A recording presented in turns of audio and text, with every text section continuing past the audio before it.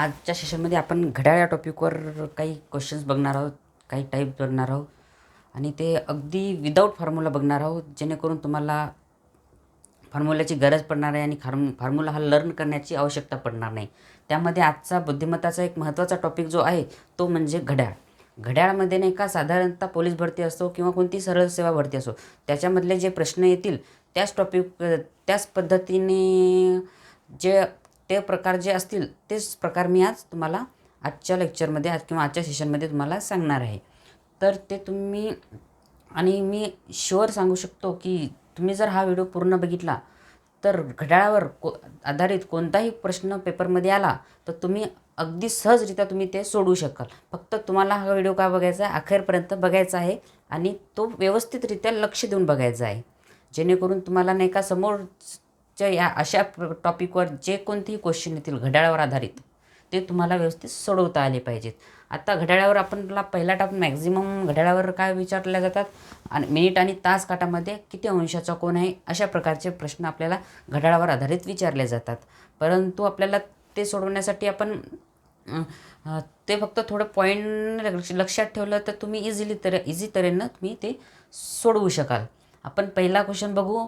4:48 घड्याळातील तास काटा आणि मिनिट काटा यांच्यात किती अंशाचा कोन असेल. मी पहिलेच सांगितलं होतं की मॅक्झिमम रित्यांना अशा टाईपचे प्रश्न विचारतात की तास काटा आणि मिनिट काटामधील कोन. पण त्या पहिले आपल्याला घड्याळ फिरते कशी, त्याच्यामधलं मेन कारण काय हे आपल्याला बघायचं आहे, जेणेकरून तुम्हाला समोर चालून नंतर लक्षात येईल. सुरुवातीला नाही का घड्याळाला एक बेसिक माहिती म्हणून सांगतो. आता घड्याळामध्ये जे 5 मिनिटाचं जे अंतर असते, जसं 1 आणि 2 मधलं हे जे अंतर असते, हे अंतर किती कोणाचं असते? 30 अंश कोणाचं असते, 30 अंश कोणाचं असते. आणि याच्यामध्ये जे पॉईंट असतात ज्याला आपण मिनिट म्हणतो, हे अंतर किती कोणाचं असते? हे इथून इथपर्यंत जे एका मिनिटामध्ये किती कोणाचं अंतर असते? हे 6 अंशाचं अंतर असते. हे तुम्हाला एक बेसिक माहिती म्हणून तुम्हाला हे माहिती असायला पाहिजे, म्हणून तुम्हाला हे सांगणं आहे. आता पुन्हा एक गोष्ट महत्त्वाची लक्षात ठेवायची आहे आपल्याला. एका मिनिटामध्ये तास काटा हा किती सरकतो? अर्धा अंश समोर सरकतो. अर्धा अंश म्हणजे त्या मिनिटामध्ये पण 11 पॉईंट असतात. त्याच्या 11 पॉईंटमधून जे एक पॉईंट आहे ते आपला काय झाला? अर्धा अंश सरकतो. फक्त आपल्याला लक्षात ठेवायचं. आता हे मी तुम्हाला झूम करून तर दाखवू शकत नाही, कारण कोणत्या घड्याळामध्ये नाही का मिनिटाच्या अंदरमध्ये 11 पॉईंट असतात, हे तुम्हाला दाखवत नाहीत. हे नाही का ते इनविजिबल असतात, ते फक्त आपल्याला लक्षात ठेवायचे असतात. मिनिटाच्या अंदर 11 पॉईंट असतात आणि तासाच्या 5 मिनिटाच्या अंतरमध्ये आपले 4 पॉईंट असतात. ते 4 पॉईंटमधला हे एका मिनिटामधलं अंतर जे असते ते 6 अंशाचं असते आणि 5 मिनिटामधलं जे अंतर असते ते 30 अंशाचं असते. तर सोप्या आणि सरळ पद्धतीनं काय लक्षात ठेवायचं? एका मिनिटामध्ये तास काटा आहे अर्धा अंश समोर सरकतो. एका मिनिटामध्ये जो तास काटा आहे हा किती अंश समोर सरकतो? फक्त अर्धा अंश. आणि मिनिट काटा किती अंश सरकतो? 6 अंश. 6 अंश म्हणजे एका मिनिटामधलं हे अंतर एवढंच. एका मिनिटामध्ये जे अंतर असते ते किती अंशाचं असते? 6 अंशाचं. फक्त हे 2 गोष्टी तुम्ही लक्षात ठेवला तर तुम्ही या टॉपिकमधले कोणतेही उदाहरण असो ते तुम्ही इझीरित्या सोडू शकाल. आता आपण येऊ महत्त्वाचं म्हणजे मेन उदाहरणावर काय करायचं आहे आपल्याला? 4:48 घड्याळातील तास काटा हा आणि मिनिट काटा याच्यातील किती अंशाचा कोन आहे तो काढायचा आहे. तर आपण पहिले काय टॉपिक सांगितलेला आहे? आपण काय सांगितलं? एका मिनिटामध्ये तास काटा हा किती फिरतो? अर्धा अंश फिरतो. बरोबर आहे. आणि एका मिनिटामध्ये मिनिट काटा हा किती अंश फिरतो? 6 अंश. मी तुम्हाला आता सांगितल्याप्रमाणे. बस ह्या 2 गोष्टी लक्षात ठेवायच्या, या 2 गोष्टी काढून ठेवायच्या. नंतर काय करायचं आपल्याला? आता तास काटा म्हटल्यानंतर तासाची सुरुवात कुठून होते? कोणतेही म्हटलं तर आपले कशी कुठून चालू झाली? 4 वाजतापासून तासाची सुरुवात चालू झाली. बरोबर आहे. 4 वाजतापासून कधीपासूनचा हा 4 वाजताचा तास चालू झाला म्हणजे आपल्याला कुठून चालू झाला? हा मिनिट काटा इथून चालू झाला असेल. बरोबर आहे. तर आपल्याला मिनिट पण आपल्याला इथूनच घ्यायचे असतील. इथून मिनिट किती सांगितले आपल्याला? 4:48 सांगायले. सरळ याला गुणीला 48 करून टाका. याला गुणीला काय करायचं? 48 मिनिटं. आणि मिनिट काटा जर विचारलं आता मिनिट काट्यामध्ये काय करायचं? या 4 पासून इथपर्यंत जे मिनिटं सांगितले ते आपल्याला घ्यायचे आहेत. आता किती मिनटं आहेत, इथून इथपर्यंत किती मिनटं असतात, 5 मिनटं. एकूण किती तास झाले, 1 तास, हे 2 तास, हे 3, 4 आणि हे 5. म्हणजे 5 म्हटल्यानंतर एका मिनटं 5 घंटे झाले. 5 घंटे म्हटल्यानंतर एका याच्यामध्ये किती मिनटं असतात, 5, एकूण 25 झाले. आणि समोर किती सांगितले आपल्याला, 3 सांगितले. म्हणजे एकूण किती सांगितले आपल्याला, 3. तर एकूण किती झाले आपल्याला, 25 अधिक 3, एकूण किती झाले आपले 28 मिनटं. 28 मिनटं कुठून सांगितले मी, 4पासून तर या 9च्या म्हणजे 48पर्यंत, इथपर्यंत जे येतील ते. म्हणजे हे इथं येतील किती, इथपर्यंत झाले 20, इथपर्यंत 20, हे मायनस केले समजा. हे 20पासून इथून समोर घेत आलं पण. 20पासून तर 48पर्यंत फरक कितीचा आला आपला, 28चा आला. बरोबर आहे. तर इथंच आपल्याला काय करायचं, 48मधून हे समजा 20 मायनस केले. समजा इथून इथपर्यंतचे जे 20 आहेत ते मायनस केले, तर एकूण उरायले किती आपले, 28 उरायले. आत्ता बरोबर याचं बरं गुणाकार करायचा.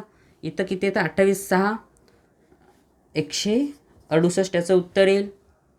आणि हे 2 1 2 हे 24, याचं किती येईल, 24 उत्तर येईल. बस या दोघांची वजाबाकी करायची आणि उत्तर येईल आपलं 144 हे झालं आपलं उत्तर. हे विदाऊट फॉर्म्युला, फक्त ट्रिकनं. तुम्हाला फॉर्म्युला लर्न करायची गरज नाही, काही गरज नाही. आपण काय केलं, पहिले मिनिट काटामध्ये नाही का 12पासून जे मिनिट आहेत ते घेतले, 48 मिनटं, त्याला गुणाकार केला. नंतर मिनिट काटा इथून जी समोर मिनिट येतील इथपर्यंत ते काउंट केले. इथून इथपर्यंत काउंट किती आले आपले, एकूण 28 मिनटं आले. बरोबर आहे. तर एकूण या दोघांची वजाबाकी करायची. दिलेलं आन्सर येईल, जे उत्तर आहे ते आपला त्याच्यातला कोण राहील. हे झालं आपलं हे ट्रिकनुसार, हे विदाऊट फॉर्म्युलानुसार. तर आपल्याला नाही का विथ फॉर्म्युला जर सोडवायचं असेल तर कसं सोडवायचं, हेच उत्तर, हेच प्रश्न आपल्याला विथ फॉर्म्युला सोडवायचा असेल तर याचा फॉर्म्युला एक लर्न करायचा. तो फॉर्म्युला आहे आपला,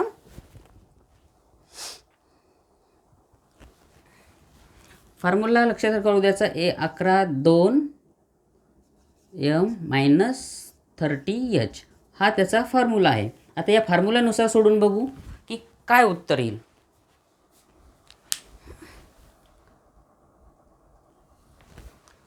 आता आपला हा फॉर्म्युला आहे. आता हे झालं ट्रिकनुसार. तुम्हाला 2 पद्धती सांगतो, त्या 2 पद्धतीमधून तुम्ही कोणतीही घ्या. आता आपली फॉर्म्युला कोणता आहे, 11 2 m - 30h हा आपला फॉर्म्युला आहे. कशाचा, कोण काढायचा. कोण काढायचा फॉर्म्युला आहे.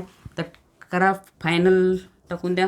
11 2 मिनटं किती आहेत, हे गुणाकार, काही कोणतंही चिन्ह दिसलं नाही तर गुणाकार घ्यायचा. मिनटं घेतली आपण 48 घेतले, -30 आणि घंटे किती आहेत आपले, 4 गुणिले 4. बरोबर कोणतं उत्तर आहे, 2 1 2 हे 24, म्हणजे 11 गुणिले 24 - 30 गुणिले 4, 3 चौक 12, म्हणजे हे 120 म्हटल्यानंतर 11 आणि 24 गुणाकार करा. 11 4 44, 4 हातच्याले 1, 11 2 22, 22 आणि 11 4 44, 4 हातच्याला 4, 11 2 22, 22 आणि 4 किती येतात, 22 आणि 4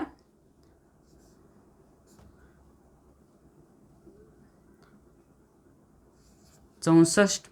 264मधून मायनस केले, 264मधून 120 मायनस केले, किती राहिले, 144. उत्तर येईल आपलं 144. हे आपल्याला 2 पद्धती आहे. या 2 पद्धतीमध्ये हे आपलं नियमानं चाललं, हे नियमानं चाललं. हे आपल्याला फॉर्म्युला पाठच करावे लागेल, नियमाने चाललं.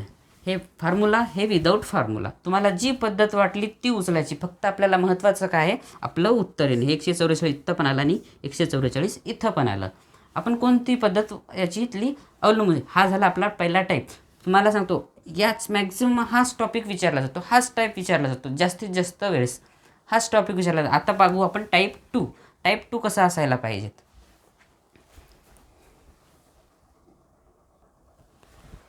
याच्या पहिल्या टाईपमध्ये आपण काय बघितलं, कोण बघितला, किती अंशाचा कोण असते आणि ते मी सांगितलं तुम्हाला कशा प्रकारे काढायचा. ठीक आहे. तर याचा दुसरा टाईप आहे की आरशातील टायमिंग. आरशातील टायमिंग म्हणजे कसं विचारण्यात येईल, आरशामध्ये किती वाजले ते जर काढायला सांगितलं असेल, जसं हा क्वेश्चन दिलेला आहे, एका भिंतीवरील घड्याळात 2 वाजून 39 मिनिट वाजले असतील तर ते घड्याळ आरशात पाहिले असता कोणती वेळ दर्शवेल. फक्त एक लक्षात ठेवायचं, एकच आकडा लक्षात ठेवायचा, 11.60. हा झाला आपला घड्याळाचा मिड पॉईंट लक्षात ठेवायचा. हा वरचा कोण जो आहे किती वाजून किती 12 कधी वाजतात सुरुवात, घड्याळाकडे पाहिल्यानंतर सुरुवातीला काय दिसते आपल्याला 12 दिसते. 12ची फोड केली तर आपल्याला काय दर्शवेल 11:60 म्हणजे 12 वाजले असं लक्षात ठेवायचं. ट्रिकनुसार 11.60 लक्षात ठेवायचं. बस सोपं आणि सरळ भाषा करायची. 11.60 दिलेलं टायमिंग त्याच्यातून वजा करायचा, दिलेलं टायमिंग त्याच्यातून वजा करायचा. आलेलं उत्तर आपलं काय राहील, याची वेळ राहील. आता वजा करून बघा काय येईल. आता 0तून 9 जात नाही, 5चा भाग पडला, 10मधून 9 गेले, एक राहिला, 5तून 3 गेले, किती राहिले आपले 2 उरले. नंतर 11मधून 2 डायरेक्ट काढले तरी चालते, 11मधून 2 गेले, किती राहिले 9 राहिले. हे झालं आपलं 9:21. हे आपलं उत्तर राहील, प्रश्नाचं उत्तर जे ऑप्शनमध्ये जे 9:19 मिनटं असेल. हे झालं आपलं याचं उत्तर. काही अशा प्रकारचा क्वेश्चन घड्याळामधला टायमिंग दाखवला तर त्याला सरळ 11:60 दिलेली वेळ ही मायनस करायची 2:39. आता याच्या जागी जर दुसरा क्वेश्चन विचारला गेला, आता जसं की आपण बघू 6:15.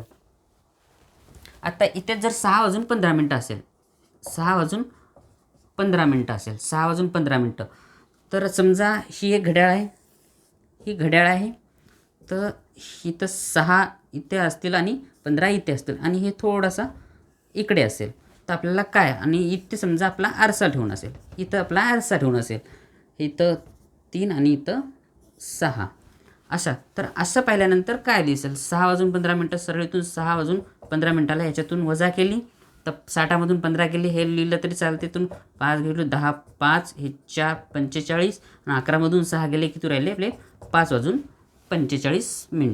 5:45 हे आपलं त्याचं उत्तर राहील. कोणती वेळ घड्याळातला वेळ विचारला तर दिलेला वेळ हा 11:60 वजा करायचा, म्हणजे आपलं उत्तर निघेल. आता टाईप तिसरा बघू.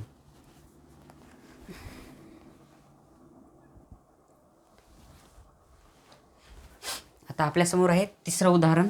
तिसरा टाईप आहे आणि मॅक्झिमम घड्याळावर हे 3 टॉपिक विचारले जातात. सुरुवातीला आरशाताला वेळ विचारतो, एकतर मिनिट आणि तास काटामधला कोण किती असतो तो विचारतो, आणि तास काटा आणि मिनिट काटा एकमेकावर किती वेळा आले आणि कोणत्या वेळेत आले हे विचारते. आता आपल्याला दिलेलं आहे 7 वाजल्यापासून 8 वाजेपर्यंत किती वाजता तास काटा व मिनिट काटा एकमेकावर असेल, असं जर विचारलं असेल आपल्याला तर काय करायचं. सुरुवातीला एक सोपी पद्धत सांगतो, एक फॉर्म्युला लक्षात ठेवायचा.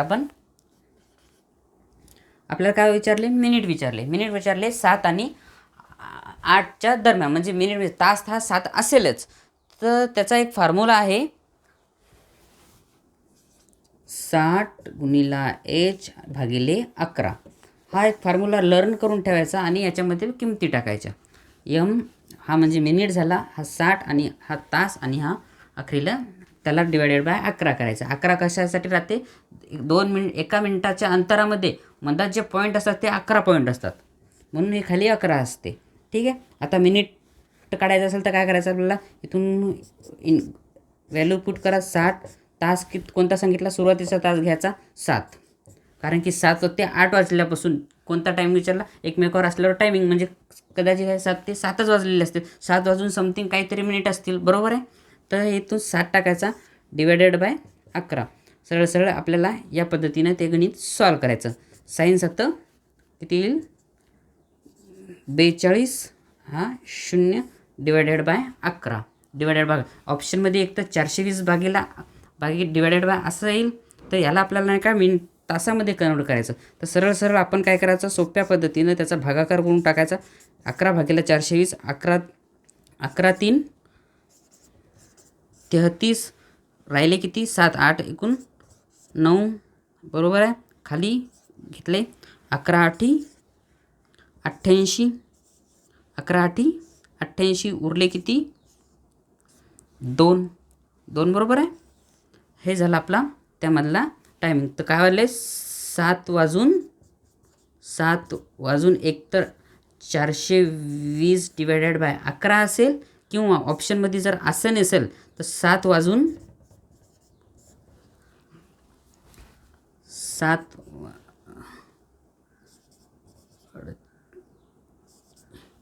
हे असं असेल.